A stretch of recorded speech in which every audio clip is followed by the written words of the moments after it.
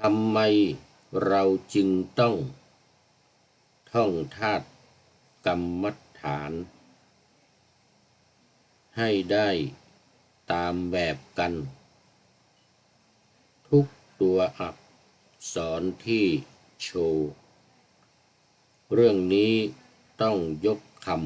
ำสอนที่สัมมาพุทโธทรงตรัสสอนไว้โชว์ว่าการทรงจำธรรมมีความอุปการะต่อการปฏิบัติที่พระองค์ไม่ให้มีการปฏิบัติซึ่งธรรมหากไม่รู้จักบทธรรมที่จดจำและนำไปใช้สู่การทำเพราะเหตุนั้นการที่ทรงจำธรรมจึงเป็นส่วนสำคัญควรที่จะลงมือปฏิบัติตรงจึงต้องท่องเพื่อให้จำขอถวายความนอบน้อมแด่พระรัตนตรัยมีพระพุทธเจ้าเป็นต้นขอถวายความเคารพพระมหาเถระพระเถรานุเถระเจ้าคณะพระสังฆาธิการทั่วโลกมีพระเดชพระคุณพระธรรมเสนาบดีรองเจ้าคณะภาค7วัดพระธาตุดอยสุเทพเป็นต้นและขออำนวยพรแด่ท่านผู้ฟังท่านผู้ชมสาธุชนพุทธบริษัททั้งหลายวันนี้รายการนาวาวังทองของวัดพระธาตุดอยสุเทพออกอากาศทางสถานีวิทยุพระพุทธศาสนาแห่งชาติและจริยธรรมวัดพระธาตุดอยสุเทพมีพ่อครูวันลบนามวงพรหมเป็นผู้อำนวยการอาจารย์พระมหาประสิทธิ์ประสาธิโกเป็นหัวหน้าสถานีและอาตมภาพพระครูปริยัติยานุศาสตร์เป็นผู้บรรยายเป็นประจำทุกวันศุกร์เสาร์อาทิตย์เวลา7:30 นาทีถึง8 นาฬิกาและเวลา13 ถึง 14 นาฬิกาในวันศุกร์และวันเสาร์3 วันแต่ว่า5 เวลาเพราะวันศุกร์กับวันเสาร์นี่มีในช่วงบ่ายอีก1 ชั่วโมงและสถานีวิทยุเพื่อการศึกษาพระพุทธศาสนาและวัฒนธรรมวัดฝายหินตำบลสุเทพอำเภอเมืองเชียงใหม่มีท่านพระครูสมุวิสุวัตวรกิจโยเป็นผู้อำนวยการนำออกอากาศเวลา17 ถึง 18 นาฬิกาวันพุธเวลา14 ถึง 15 นาฬิกาวันศุกร์และวันเสาร์และเวลา15 ถึง 16 นาฬิกาในวันอาทิตย์4 วัน 4 เวลาละ1 ชั่วโมงสำหรับวันนี้ก็บันทึกเสียงล่วงหน้ามาจากวัดพระธาตุดอยสุเทพเยอรมนีเขตฮินชินบากเมืองซีเกนประเทศ เยอรมนี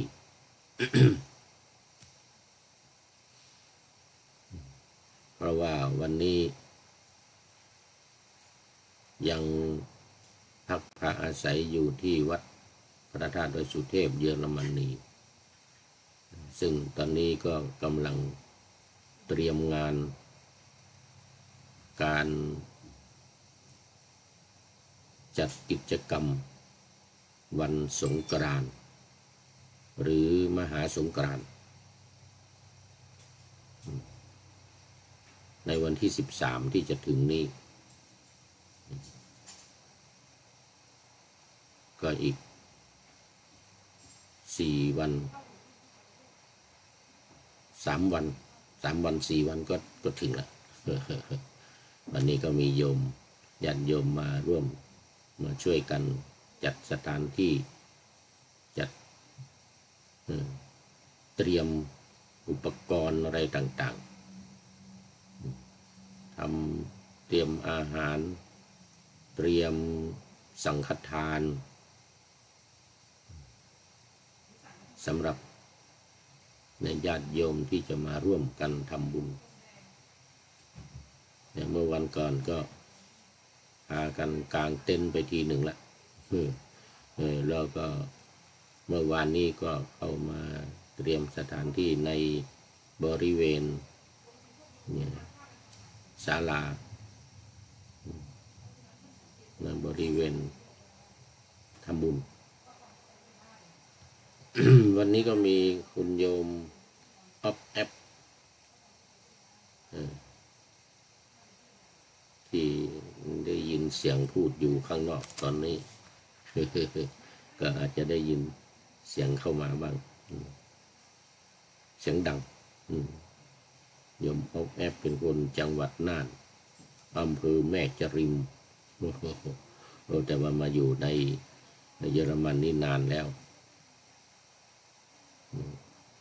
30-40 ปีนะ30 กว่าปีนะตอนนี้ก็ขอต้อนรับ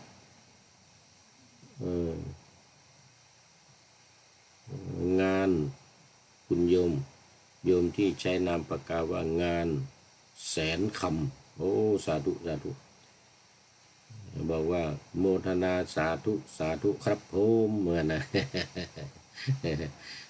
ไม่เป็นไรจะต้องไปดูไปหาดูไอ้นี่ก่อนโปรไฟล์นี่เป็น FC ใหม่นี่อันนี้เป็น FC ใหม่เข้ามาโมทนาสาธุครับผมเหมือนนะ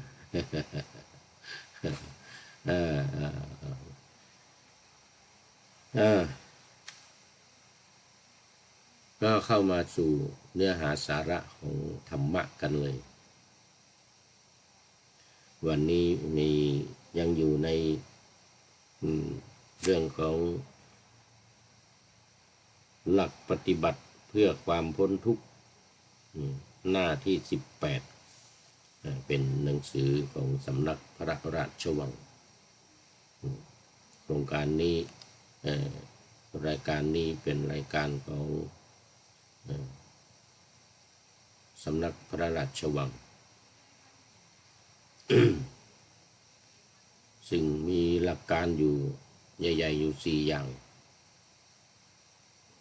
ตอนนี้มันอยู่ในหัวข้อว่า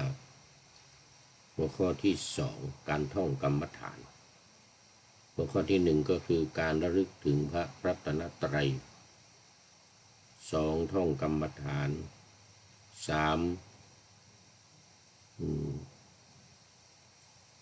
จำหรือท่องขันธ์5และ4การพิจารณาขันธ์5ผ่านอริยสัจ4คือเราเรียกว่าเอาขันธ์5เนี่ยลงในอริยสัจ4จัดขันธ์5ลงในอริยสัจ4ในข้อที่4ตอนนี้อยู่ในข้อที่2คือการท่องธาตุกรรมฐาน4ดินน้ำไฟลมเนี่ยต้องท่องทุกตัวอักษรที่ อาจารย์ได้ลงไว้ในหนังสือเช่นพุทโธเมนาโถอันนี้ในข้อที่หนึ่งพุทโธเมนาโถพระพุทธเจ้าเป็นที่พึ่งของข้าพเจ้าธัมโมเมนาโถพระธรรมเป็นที่พึ่งของข้าพเจ้าหรือสังโฆเมนาโถพระสงฆ์เป็นที่พึ่งของข้าพเจ้านี่นะต้องท่องให้จำทุกบททุกคำอย่างเงี้ยนัตถิเมสรนังอัญญังพุทโธเมสรนังวะรังที่พึ่งอื่นของข้าพเจ้าไม่มีพระพุทธเจ้าเป็นที่พึ่งอันประเสริฐของข้าพเจ้านัตถิเมสรนังอัญญังธัมโมเมสรนังวะรังที่พึ่งอื่นของข้าพเจ้าไม่มีพระธรรมเป็นที่พึ่งอันประเสริฐของข้าพเจ้านัตถิเมสรนังอัญญังสังโฆเมสรนังวะรังที่พึ่งอื่นของข้าพเจ้าไม่มีพระสงฆ์เป็นที่พึ่งอันประเสริฐของข้าพเจ้าอย่างนี้เป็นต้นอันนี้ในข้อที่หนึ่งในข้อที่หนึ่งคือการระลึกถึงพุทธพระธรรมพระสงฆ์ระลึกถึงพระรัตนตรัยหรือการท่องพระรัตนตรัยท่องให้จำติดปากติดตามาในข้อสองนี่ก็การท่องธาตุการท่องธาตุกรรมฐานเนี่ยก็ต้องท่องนะธาตุกรรมฐานเนี่ยธาตุใดมีลักษณะแข็งแข็งธาตุนั้นเป็นธาตุดินคือดินน้ำลมคือปฐวีอาโปเตโชวาโยเดี๋ยวก่อนอันนี้มันว่าไปว่ารวมกันไม่ได้เอาข้อที่หนึ่งข้อที่หนึ่งข้อที่หนึ่งคือปฐวีเนี่ยปฐวีธาตุเนี่ยก็คือเกสาโลมานะขาทันตาตะโจมังสังนะหารูอธิมินชังวักกังหัตยังยะกันนัง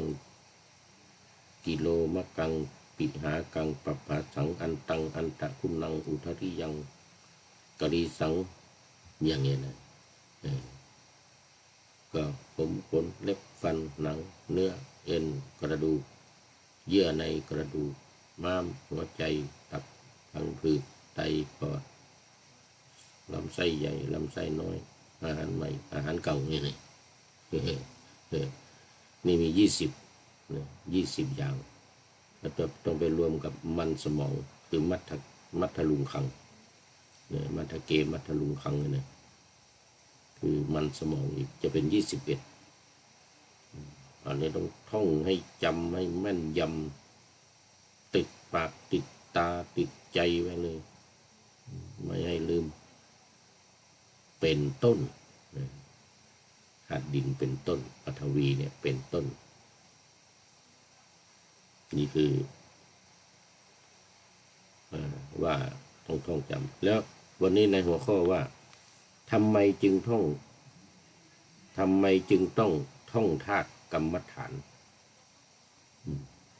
ธาตุกรรมฐาน4เนี่ยทำไมจึงต้องท่องอันนี้เป็นเหตุผลทางนี้ป่านหน้าไว้ว่าทำไมเราจึงต้องท่องซึ่งธาตุกรรมฐานให้ได้ตามแบบกันทุกตัวอักษรที่โชว์เรื่องนี้ต้องยกค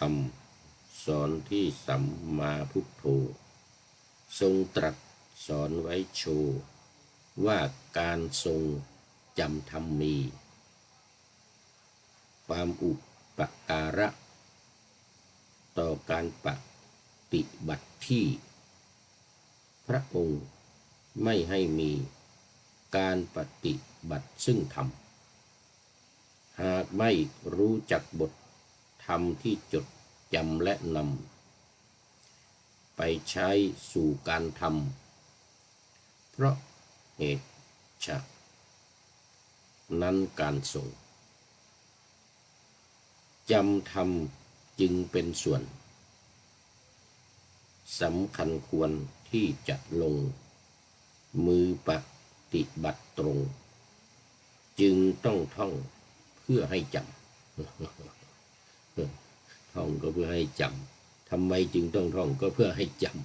ำเพื่อให้มีการจำและเหตุผลนะทำไมต้องจำก็เพราะว่าการทรงจำเนี่ยมันมีอุปการะมากต่อการปฏิบัติ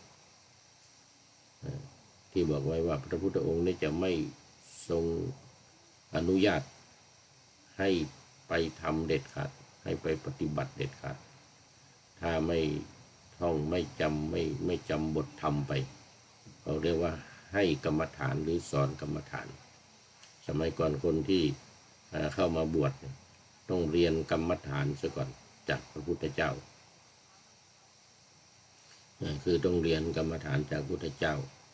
แล้วต่อมาในภายหลังนี่ใครบวชแล้วเนี่ยมีอุปัชฌาย์มีพระอุปัชฌาย์ขึ้นมาเนี่ยต้องอยู่กับพระอุปัชฌาย์เรียนกรรมฐานก่อน5 ปีจึงจะอนุญาตให้ออกไปปฏิบัติข้างนอกได้ไปในป่าจะไปที่ไหนก็ตามต้องเรียนกรรมฐานซะก่อนต้องจำบทกรรมฐานซะก่อนบทกรรมฐานมีต่างๆอย่างในสมถกรรมฐาน40 บท40 อย่าง40 เรื่องในวิปัสสนากรรมฐานก็73 หัวข้อสมถะ40 หัวข้อวิปัสสนา73 หัวข้อนี่ต้องท่องต้องจำบทต่างๆเหล่านี้จะไปปฏิบัติส่วนจะปฏิบัติตรงไหนข้อไหนก็เป็นอีกเรื่องหนึ่งแล้วแต่ความชอบแล้วแต่บารมีในการที่จะทำ40 อย่างเลือกเอาทำอย่างใดอย่างหนึ่งมีพุทธานุสติเป็นต้นที่เราทำกันทุกวันเนี่ยพุทโธพุทโธพุทโธนั่น40 อย่าง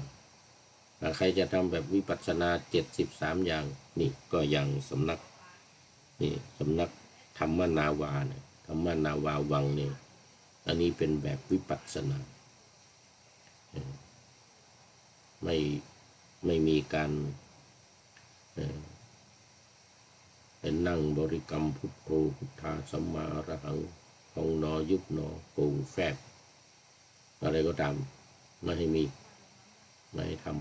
ำไม่เอาวิปัสสนาอย่างเดียวคือการท่องจำและพิจารณาตามหัวข้อที่ว่าเมื่อกี้เนี่ย4 หัวข้อ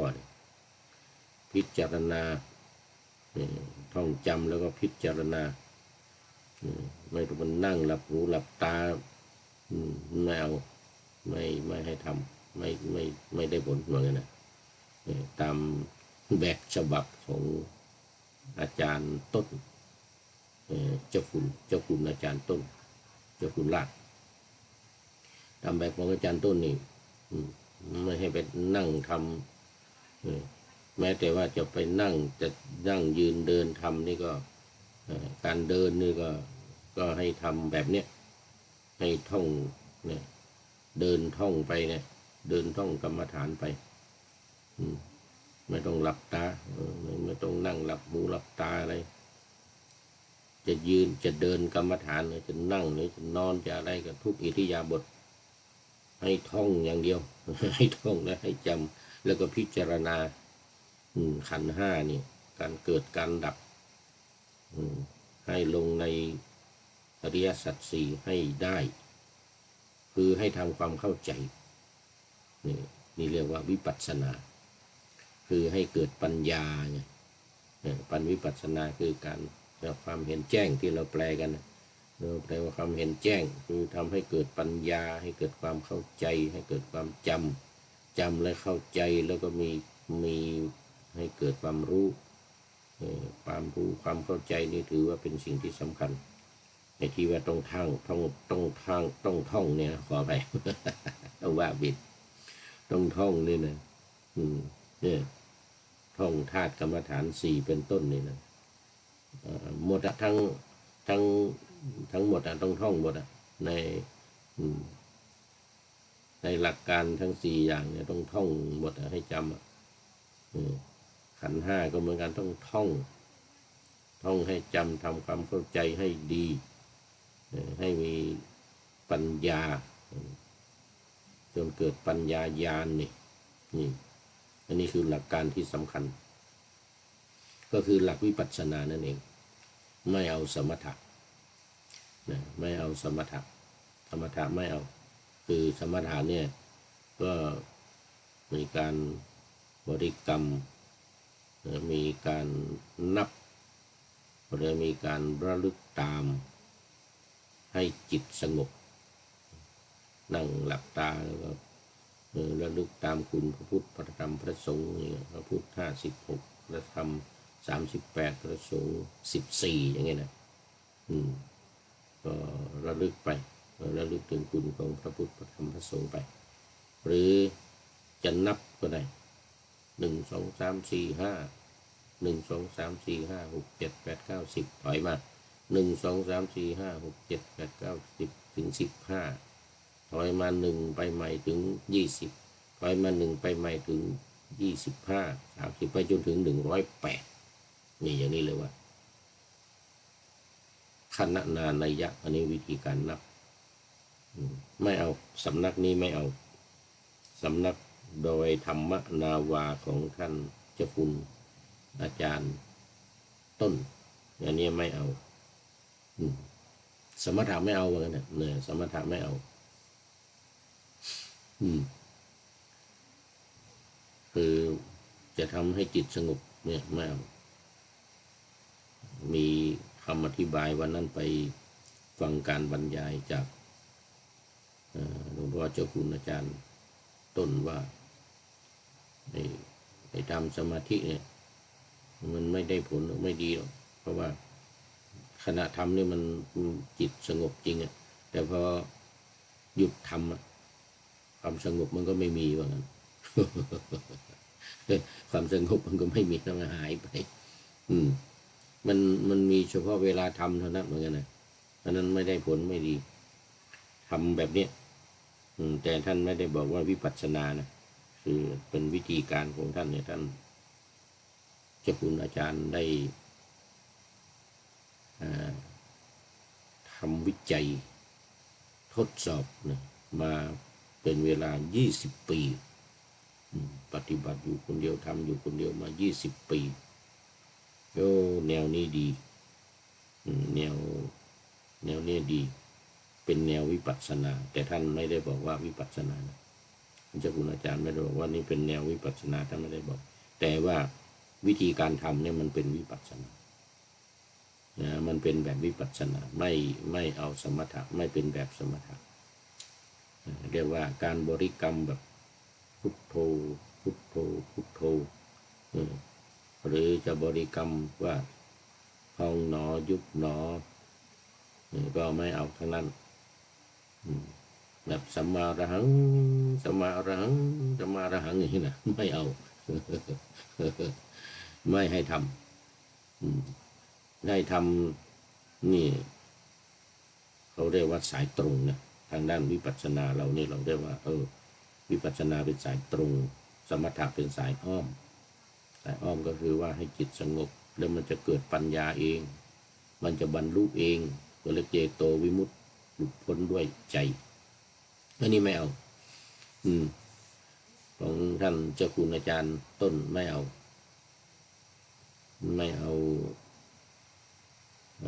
สงบใจนี่นะไม่เอามันสงบชั่วครั้งชั่วคราวไม่ได้ผลเหมือนกันนะมันไม่ได้ผลสงบพอ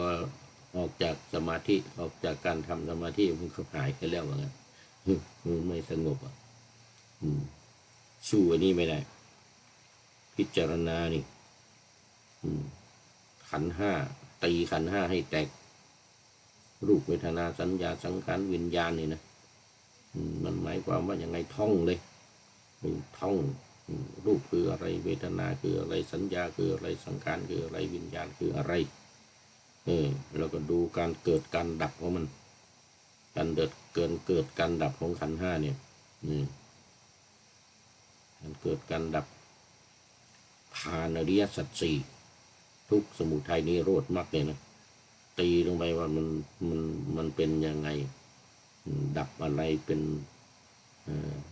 ทุกข์เป็นสมุทัยเป็นนิโรธเป็นมรรค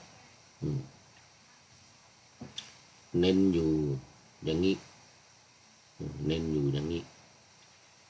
นี่อย่างข้อความที่มาในทำไมจึงท่องธาตุกรรมฐานสี่ให้ได้ตามแบบทุกตัวอักษรคือเขาจะให้ท่องจำทุกตัวอักษรนะที่เขียนไว้อย่างที่ว่าเมื่อกี้เนี่ยที่ยกตัวอย่างเมื่อกี้เนี่ยต้องจำให้แม่นยำเรื่องนี้ต้องยกคำสอนที่พระพุทธองค์ตรัสไว้ว่าการทรงจำมีอุปการะมากต่อการปฏิบัติธรรมพระองค์จะยังไม่ให้ลงมือปฏิบัติหากไม่รู้จักบทธรรมที่จะนำไปสู่การปฏิบัติฉะนั้นการทรงจำธรรมจึงเป็นส่วนสำคัญที่จะนำไปสู่การปฏิบัติทำอย่างไรจึงจะจำบทธาตุกรรมฐานได้ทำอย่างไรตอบว่าต้องท่องย้ำๆซ้ำๆจึงจะสามารถจำได้นี่ในหนังสือในข้อที่ในหน้า19นี้ก็บอกว่าเมื่อท่องจำได้แล้วความรู้นี้เพียงพอต่อการปฏิบัติหรือไม่คำตอบคือยังไม่เพียงพอนั่นไม่เพียงพอ เหตุใดจึงยังไม่เพียงพอก็เพราะว่าการที่ให้ท่องจำนั้นพระอาจารย์ท่านเจ้าคุณอาจารย์ต้องการให้บทธาตุกรรมฐานสี่นี้ลงลึกไปสู่ระดับจิต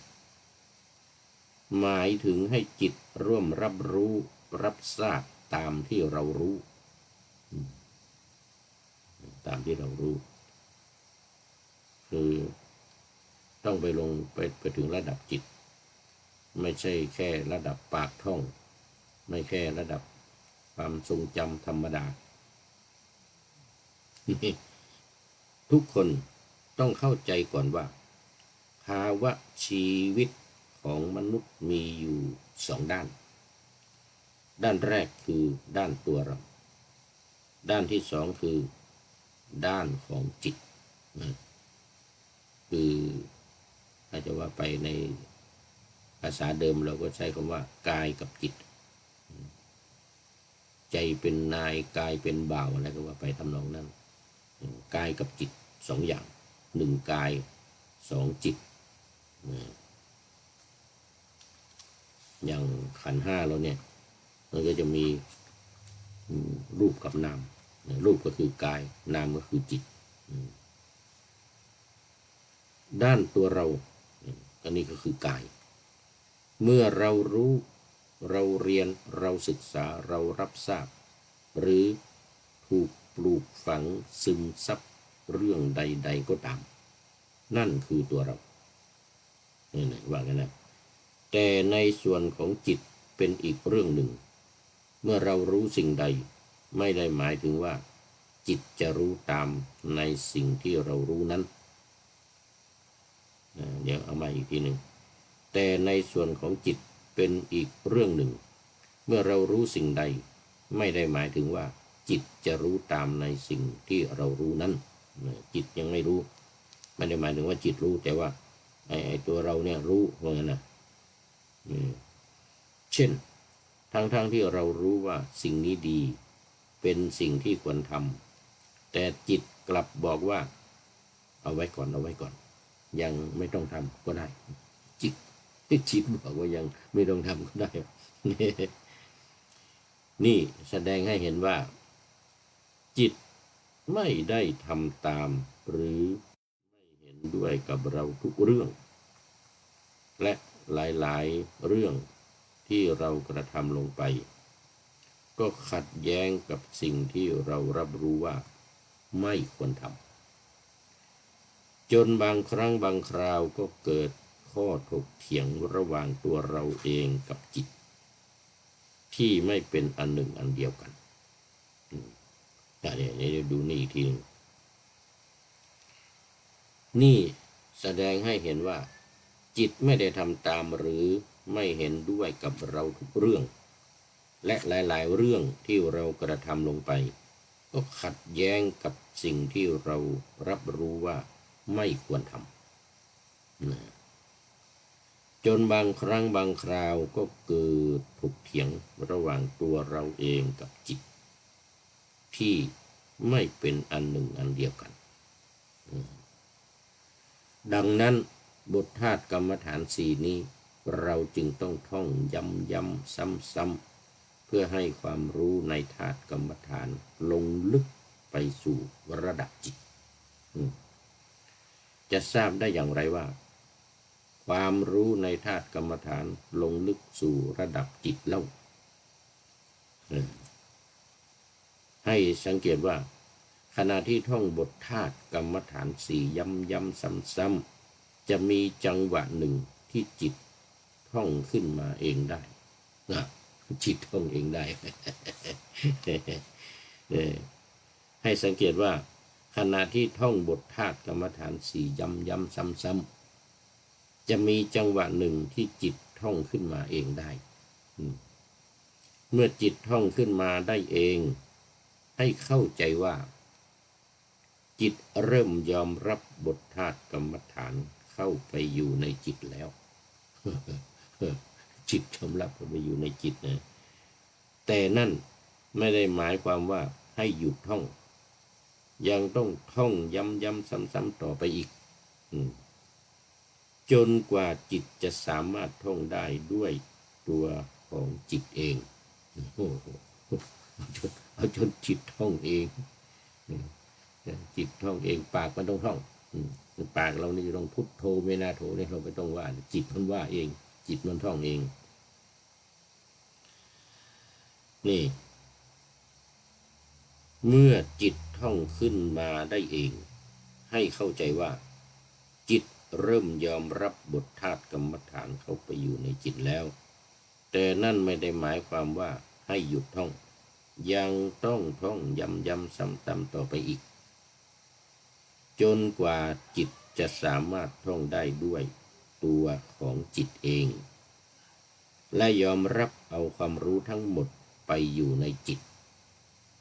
โดยไม่ต้องบังคับจิตให้ท่องเหมือนช่วงแรกไม่ต้องบังคับมันท่องของมันเองมันท่องของเองไม่ต้องไปบังคับมันจากประสบการณ์ของท่านเจ้าคุณอาจารย์และลูกศิษย์ที่ปฏิบัติตามแนวทางนี้พบว่าสามารถท่องบทธาตุกรรมฐานได้แม้กระทั่งยามหลับหลับก็ท่องไว้ หลับก็ท่องนะนี่นะไม่ใช่ธรรมดานะนี่นะจิตนี่นะจิตมันท่องเองจิตมันท่องเองคือปากเราไม่ต้องท่องจิตมันท่องเองโดยรับรู้ด้วยตนเองได้ว่าจะมีภาวะหนึ่งของจิตที่สามารถท่องบทธาตุกรรมฐานเองขณะที่นอนหลับเมื่อสามารถทำได้ในระดับนี้ถือว่าบรรลุถึงประโยชน์ของการท่องจำหรือบรรลุถึงความหมายของการท่องจำแล้วนี่เดี๋ยวนี้อ่านอีกทีหนึ่งนี่สำคัญมากสำคัญมากที่ว่าขณะที่หลับเนี่ยก็ท่องเองจิตมันท่องเองขณะที่หลับเนี่ยมันนี่ไม่ใช่ฝันนะนี่นะอันนี้ไม่ใช่ฝันนะอันนี้จิตมันท่องของมันเองจากประสบการณ์ของเจ้าคุณอาจารย์และลูกศิษย์ที่ปฏิบัติตามแนวทางนี้พบว่าสามารถท่องบทธาตุกรรมฐานได้แม้กระทั่งยามหลับ แม้กระทั่งยามหลับนะโดยรับรู้ด้วยตนเองได้ว่าจะมีภาวะหนึ่งของจิตที่สามารถท่องบทธาตุกรรมฐานเองขณะที่นอนหลับมันจะมีภาวะหนึ่งนะจะรู้เองมันจะรู้เองว่าในขณะที่เราหลับเนี่ยแต่จิตมันท่องอยู่เนี่ยมันจะรู้เองมันจะมีอยู่ช่วงหนึ่งของจิตที่สามารถท่องบทธาตุกรรมฐานเองขณะที่นอนหลับเมื่อสามารถทำได้ในระดับนี้ถือว่าบรรลุถึงประโยชน์ของการท่องจำหรือบรรลุถึงความหมายของการท่องจำแล้วเพราะฉะนั้นการท่องเนี่ยอย่าไปคิดว่าปากท่องแล้วก็จะจบนะไม่ใช่อย่างนั้นต้องให้มันลงไปในจิตนะต้องให้ลงไปในจิตจนจิตยอมรับและจิตท่องเองโดยเราไม่ต้องไปสั่งให้จิตท่องหรือปากเราไม่ต้องท่องก็นอนหลับมันจะไปรู้อะไรนอนหลับมันขณะที่หลับนะเนี่ยในขณะที่หลับนะแต่จิตมันก็ท่องมันไปรู้ได้ยังไงก็รู้ได้ว่าในช่วงหนึ่งเนี่ยเราจะรู้ว่าจิตเราท่องรู้ว่าจิตเราท่องตัวนี้คือเป้าหมายสำคัญการท่องจำในระดับนี้เป็นการสร้างอุปนิสัยในการรับความรู้ที่เราส่งข้อมูลที่ถูกต้องเข้าไปสู่จิตเมื่อมีความรู้แล้วจิตจะปฏิวัติตนเองคือจะทำลายความเห็นผิดในตนซึ่งในระดับท่องจำนี้จะเป็นการทำลายความเห็นผิดในชั้นของสมถะยังไม่ใช่การทำลายในชั้นอาสวะในชั้นของสมถะนี้อธิบายว่าสมถะหมายถึงการฝึกจิตให้สงบเป็นสมาธิการท่องการจำการทำใจให้สงบโดยเพ่งสิ่งใดสิ่งหนึ่งเป็นอารมณ์อันนี้เรียกว่าความเห็นผิดในชั้นของสมถะนี่คือจะเป็นการทำลายความเห็นผิดก็ถือว่าแบบสมถะอย่างที่ว่าเมื่อกี้นะแบบสมถะไม่เอาเพราะว่ามันเป็นการเห็นผิดการทำให้จิตสงบเนี่ยมันเป็นการทำผิดความเห็นผิดในชั้นของสมถะนี่นะยังไม่ใช่การทำลายชั้นอาสวะ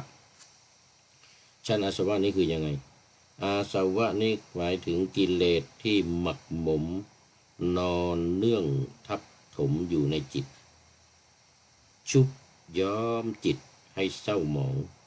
ให้ขุ่นมัวให้ชุ่มอยู่เสมอว่างั้นนะให้ชุ่มอยู่เสมอนี่คืออาสวะที่อยู่ในจิตของเราอันนั้นจะให้อาสวะทั้งหลายนี้หมดหรือทำลายอาสวะนี้ได้เนี่ยก็คือต้อง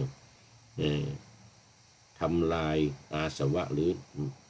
รือกิเลสที่หมักหมมนอนเนื่องทับถมอยู่ในจิตของเราเนี่ยและชุบย้อมจิตนี้ให้เศร้าหมองที่มันชุบย้อมจิตของเราเนี่ยให้เศร้าหมองเนี่ยให้ขุ่นมัวเนี่ยให้ชุ่มอยู่เสมอเนี่ยให้ได้ทำลายระดับนี้เรียกว่า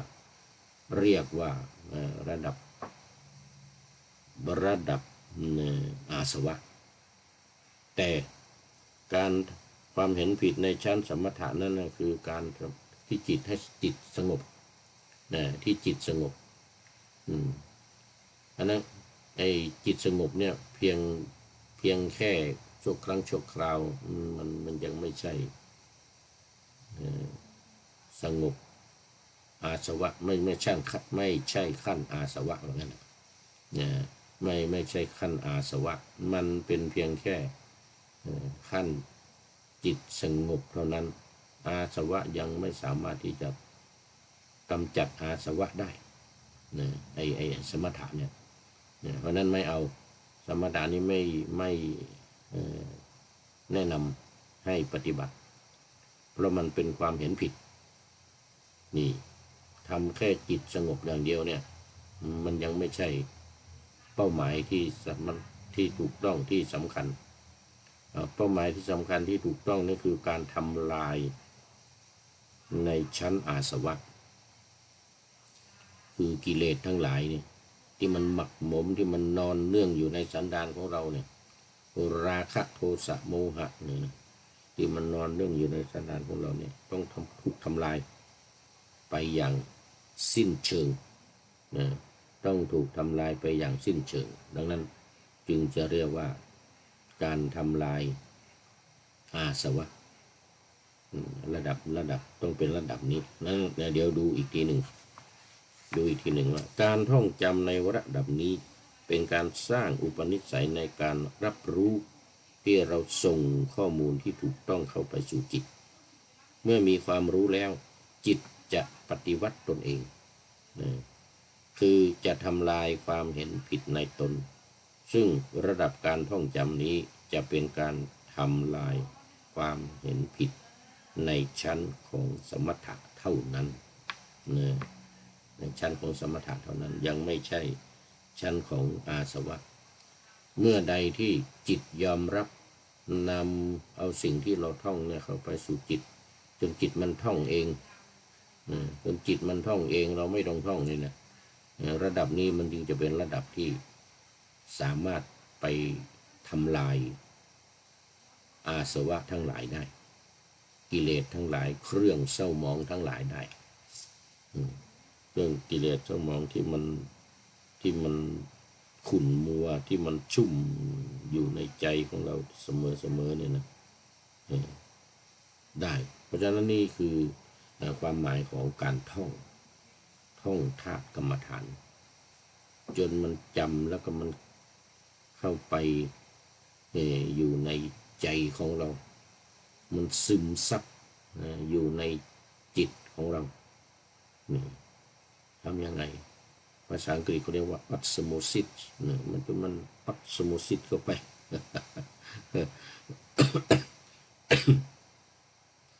มัน osmosis เข้าไปในจิตในใจจริงๆนี่คือเหตุผลที่ว่าทำไมต้องท่องทำไมต้องท่อง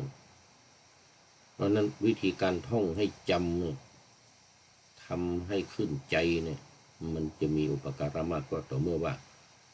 มันเข้าไปจำอยู่ในจิตยอมรับ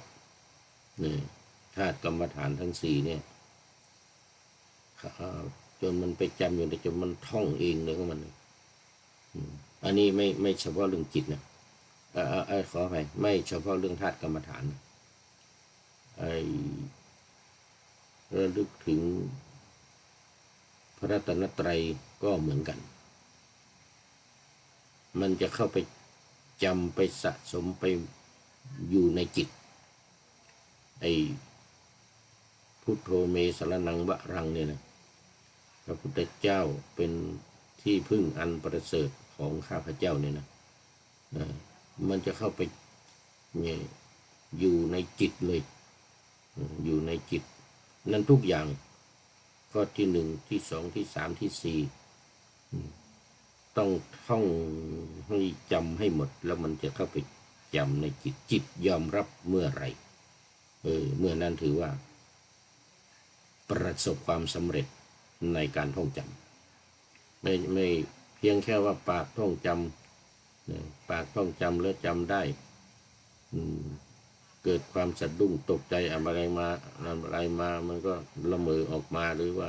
อุทานออกมาว่าพุทโธเมนาโธนี่นะอันนี้ยังไม่ใช่ไม่ถึงขั้นไม่ถึงขั้นมันยังไม่ถึงขั้นที่ว่าเข้าไปอยู่ในจิตไม่ถึงขั้นที่ว่าเข้าไปอยู่ในจิตของเรามันต้องถึงขั้นที่ว่าจิตของเรายอมรับแล้วก็ท่องเองว่าเองโดยจิตที่ว่าไม่ต้องท่องปากเนี่ยไม่ต้องท่องนี่เพราะอะไรเพราะว่าขณะหลับปากก็ไม่ท่องปากไม่รู้อะไรปากจะไปรู้อะไรก็ จิตมันท่องของมันเองอย่างนั้นนะแล้วรู้ได้อย่างไรว่าจิตมันท่องเองคือว่านี่มีในขณะหนึ่งมีมีภาวะหนึ่งของจิตที่สามารถท่องบทธาตุกรรมฐานเองขณะที่นอนหลับเมื่อสามารถทำได้ในระดับนี้ถือว่าบรรลุถึงประโยชน์ของการท่องจำหรือบรรลุถึงความหมายของการท่องจำเพราะฉะนั้นเราอย่าไปคิดว่าเพียงแค่ท่องให้จำก็ใช้ได้แล้วไม่ใช่อย่างนั้นไม่ใช่แต่ต้องให้มันลงไปในจิตจริงๆจิตยอมรับจริงๆขณะหลับอยู่นี่จิตมันก็ท่องของมันเองอย่างเงี้ยนะจิตมันท่องของมันเองเนี่ยไปเที่ยวปากอย่ามาต้องท่องเลยนะเรียกว่ากายกายหรือในที่นี้ว่าตัวเราเนี่ยขั้นตัวเราอย่างเนี้ยขั้นตัวเราเนี่ยจิตเนี่ยท่องขึ้นมาได้เองเมื่อจิตท่องขึ้นมาได้เองเดี๋ยวก่อนนี้ให้สังเกตว่าขณะที่ท่องบทธาตุกรรมฐานสี่ย้ำๆซ้ำๆจะมีจังหวะหนึ่งที่จิตท่องขึ้นมาเองได้จะมีจังหวะหนึ่งที่จิตมันท่องขึ้นมาเองได้โดยปากเราไม่ต้องท่อง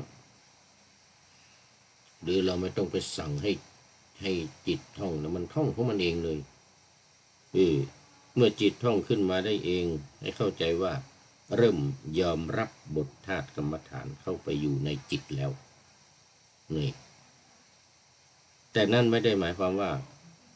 ให้หยุดท่องนะต้องท่องต่อไปนะยังต้องท่องย้ำๆซ้ำๆต่อไปอีกจนกว่าจิตจะสามารถท่องได้ด้วยตัวของจิตเองนี่ต้องย้ำตรงนี้และยอมรับเอาความรู้ทั้งหมดไปอยู่ในจิตโดยไม่ต้องบังคับจิตให้ท่องเหมือนช่วงแรกนั่นก็หมายถึงว่าในช่วงแรกๆเนี่ยเราว่ายังต้องท่องต้องบังคับจิตให้ท่องต้องบังคับปากของเราให้ท่อง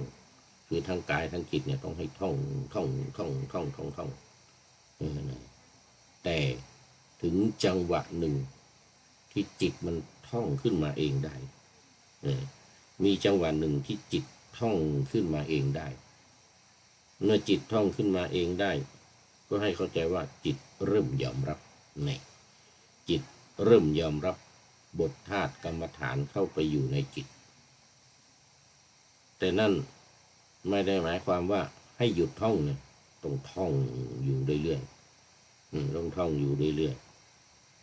ๆย้ำซ้ำๆต่อไปอีกจนกว่าจิตจะสามารถท่องได้ด้วยตัวเองจิตเองและยอมรับเอาความรู้ทั้งหมดไปอยู่ในจิตโดยไม่ต้องบังคับจิตให้ท่องเหมือนช่วงแรกจากประสบการณ์ของท่านเจ้าคุณอาจารย์ต้นและลูกศิษย์ที่ปฏิบัติตามแนวทางนี้พบว่าสามารถท่องบทธาตุกรรมฐานได้แม้กระทั่งนอนหลับนอนหลับก็ท่องจิตมันท่องเอง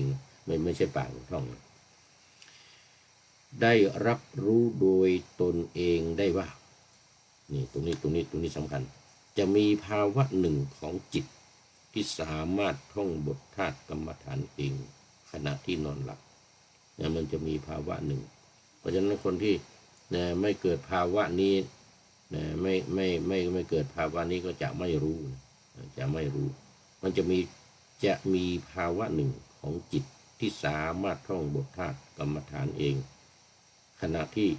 นอนหลับเมื่อสามารถทำได้ในระดับนี้ถือว่าบรรลุถึงประโยชน์ของการท่องจ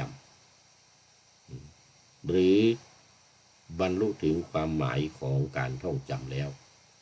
ตรงนี้สำคัญมันอยู่ตรงนี้เพราะว่าการท่องจำในระดับนี้เป็นการสร้างอุปนิสัยในการรับรู้ที่เราส่งข้อมูลที่ถูกต้องเข้าไปสู่จิตเมื่อ ความเมื่อมีความรู้แล้วจิตจะปฏิบัติเองคือจะทำลายความเห็นผิดในตนซึ่งระดับการท่องจำนี้จะเป็นการทำลายความเห็นผิดในชั้นของสมถะยังไม่ใช่การทำลายในชั้นของอาสวะแต่ตรงนี้แหละเราต้องทำความเข้าใจว่าระหว่างกายกับจิตเนี่ยระหว่างกายกับจิตเนี่ยกายก็หมายถึงอย่างปากเราเนี่ยนี่คือกายปากเราท่องเนี่ยเราท่องปากเราท่องพุทโธเมนาโถธัมโมเมนาโถสังโฆเมนาโถอย่างเงี้ยนัตถิเมสรนังอัญญังพุทโธเมสรนังวรังอย่างเงี้ยอันนี้ปากเราท่องปากเราท่องแต่ถ้าท่องบ่อยๆย้ำๆซ้ำๆย้ำๆซ้ำๆย้ำๆซ้ำๆเรื่อยๆเนี่ยทำเรื่อยๆเนี่ยมันจะลงสู่จิตมันจะจิตมันจะจำของมันเองจิตมันจะจำของมันเองแล้วมันจะไปทำลายอาสวะได้เรียกว่าอาสวะทั้งหลายอุปธิทั้งหลายกิเลสทั้งหลายสังโยชน์ทั้งหลายสังโยชน์ทั้ง10ประการอุปธิที่มีอยู่ประจำขันธ์5มันจะถูกทำลายไปด้วยการท่องจำนี้ด้วยจิตที่ยอมรับอย่างจริงจังนี้ไม่อย่างนั้นมันจะทำลายไม่ได้ทำลายชั้นอาสวะเนี่ยไม่ได้ถ้าไม่ถึงชั้นนี้ไม่ถึงระดับนี้นั่นคือนี่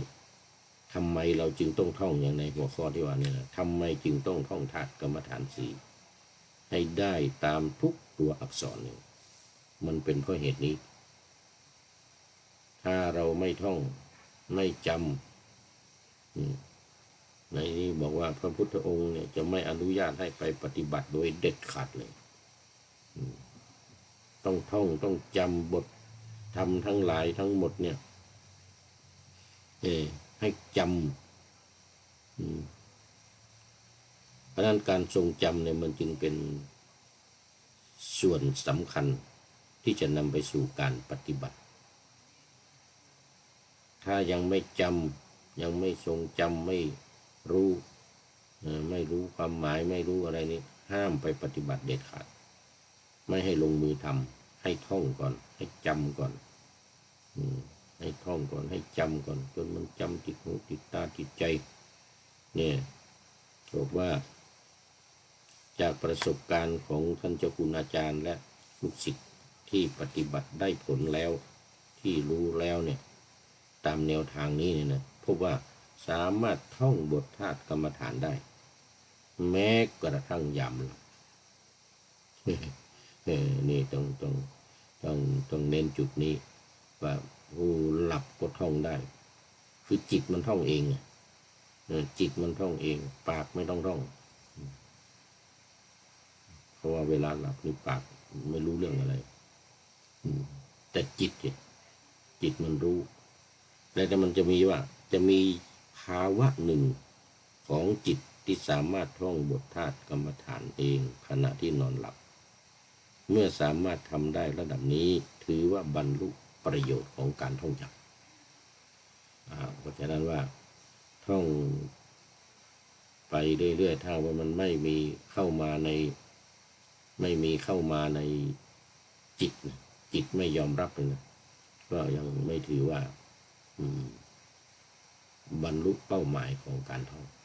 เพราะฉะนั้นในหัวข้อวันนี้ที่ว่าทำไมจึงต้องท่องกรรมฐาน4เนี่ยก็เพราะว่าเพื่อต้องการให้มันจำแล้วก็เข้าไปสู่จิตยอมรับแล้วก็จิตท่องเองจำจนจิตยอมรับแล้วก็จิตมันท่องเองได้เลยเนี่ยอันนี้เรียกว่าเข้าขั้นผลของการท่องจำอันนี้เป็นประสบการณ์ของท่านเจ้าคุณอาจารย์ต้นและลูกศิษย์ที่ได้ประสบความสำเร็จมาแล้วอย่างแท้จริงนะวันนี้ หมดเวลา เออท่านผู้ใช้นามปากกาว่างานแสนคำ วันนี้เป็นท่านสุดท้ายเข้าสู่เส้นชัยของรายการนะขอโมทนาขอบคุณเป็นอย่างยิ่ง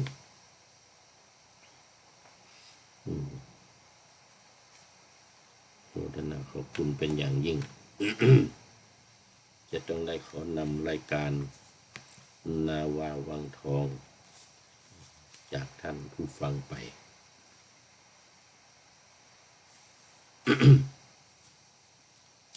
ขอนำนา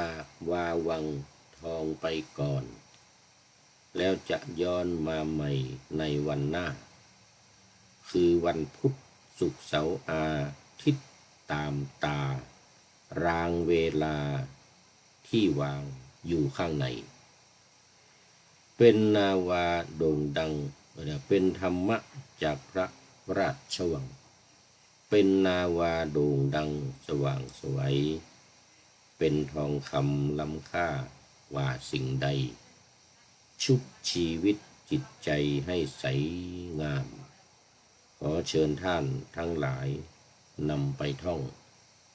ตามคุณของพระรัตนสามพุทโธเมนาโถธัมโมตามสังโฆเมนาโถยามภาวนาว่าบ่อยๆซ้ำๆจำในจิตจนมันติดในใจไม่หายหน้านอนนั่งยืนเดินจำทุกเวลาตั้งแต่ตื่นขึ้นมาถึงหลับไปขอทุกท่านได้ผลจากปฏิบัติได้กำจัดความทุกข์พบสุขใสพลันปลอดโปร่งโล่งสบายทั้งกายใจอยู่ที่ใดใจสงบพบนิพพานขอเจริญพร